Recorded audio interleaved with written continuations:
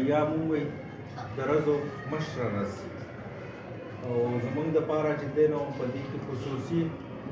څه کارونه کول پکار دي او څه نه دي کول پکار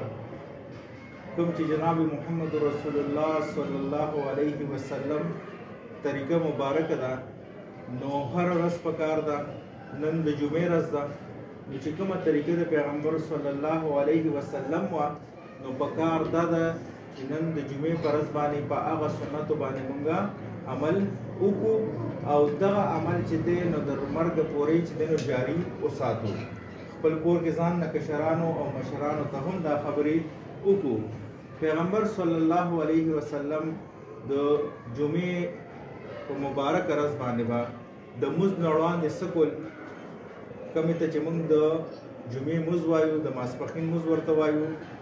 په هغې باندې به پیغمبر صلی الله علیه وسلم خپل نوکونه کټ کول څه به کول نوکونه مبارک به چې دی نو کټ کول نو نن جمعې ورځ ده نو چې مونږ د سکول نه اوس فارغ شو ورشو نو لومبنی کار به مونږ وکړو چې د خپلو لاسو او د خپلو نوکونه به کټ کړو دویم چې دی نو پیغمبر صلی الله علیه وسلم د صفایۍ خو پیغمبر صلی الله علیه وسلم ته فرمایلی دي چې صفایي نیم ایمان دی صفایي نیم ایمان دی نو پیغمبر صلی الله علیه وسلم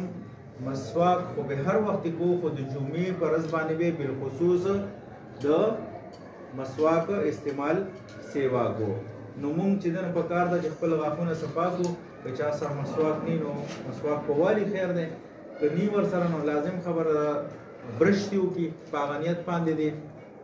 چې پیغمبر صلی الله علیه وسلم به غاښونه مبارک صفا کول پکار به ده چې مسواک وي بل چې کله پیغمبر صلی الله علیه وسلم به اوبه لامبل غسل چې ورته وایي څه چې ورته وایي غسل ورته وایي دا سنت مبارک دي چې اوبه لامبل نو ما ځکه په ترتیب باندې وي چې اول نوکونه کټ کوي بیا غاښونه صفا کوي او بیا غسل کوي ولامبئ او چې کله تاسو ولامبئ نو په کپړو کې ښکلې کپړې وګورئ په کپړو کې ښکلې کپړې وګورئ هغه کپړې چې د ستا ډېرې خوښې صفا سوتره وي پاکې کپړې به واچې او سترګې تورول په سترګو کې رانجه لګول هم سنت عمل دی نو سترګې به تورې کړي سترګې به تورې کړي لومبي به نوکونه کټ کړي غاښونه به صفا کړي بیا به ولامبئ بیا به ښکلې کپړې واچې بیا به سترګو کې رانجه واچې او خوشبو چې وي تاسو کره سپری وي عطر وي نو عطر به په ځان باندې ولګوئ عطر به په ځان باندې ولګوئ دا زموږ د پیغمبر صلی الله علیه وسلم د مونځ نه مخکې چې موږ ته کومه طریقه ښودلې ده چې تاسو دا طریقه وکړئ نو دې سره دا ده چې تاسو به د بیمارو نه بچ شئ او اجر به هم ډبل شي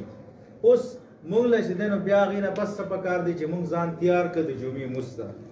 نو چې څومره زر کیدی شي نو مونږ به جومات ته ورشو د اذان انتظار به نه کوو د اذان انتظار به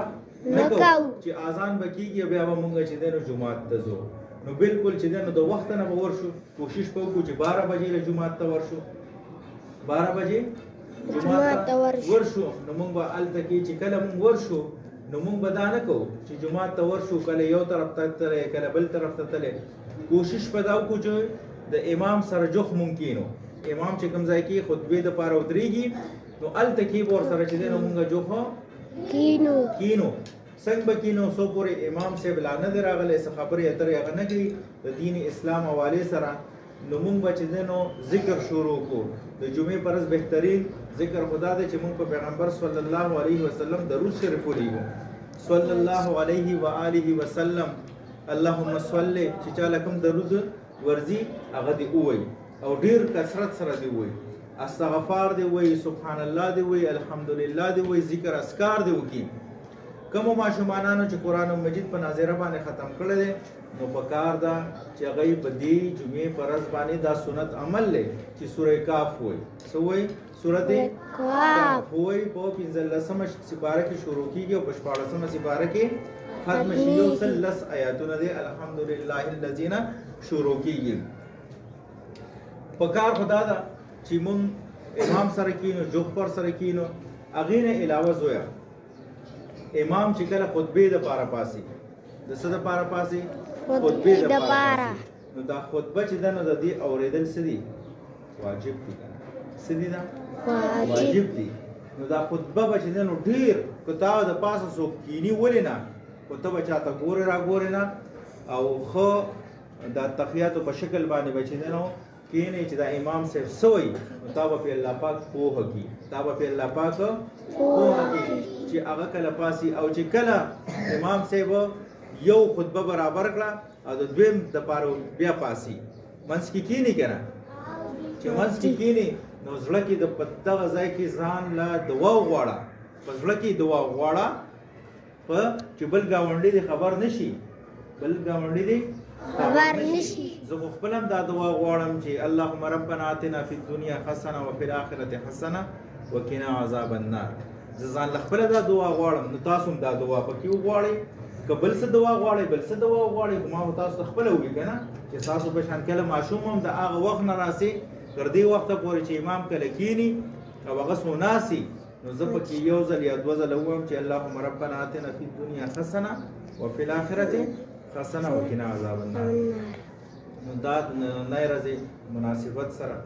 یو څو خبرې وي چې کوم جناب محمد رسول الله صلی الله علیه وسلم ټول امت سره شریکي کړي دي امید ساتو ان شاء الله چې زموږ په ژوند کې به هم راځي کوشش وکړو د دې خبرو چې هر لحظه زموږ چې د پیغمبر صلی الله علیه وسلم په نقش قدم باندې تیر شي ځکه هغه په خپل امت باندې انتهایی ډیر مینو هغه د پاره ډیر سخت برداشت کړی دي دا دین مونږ ته را رسید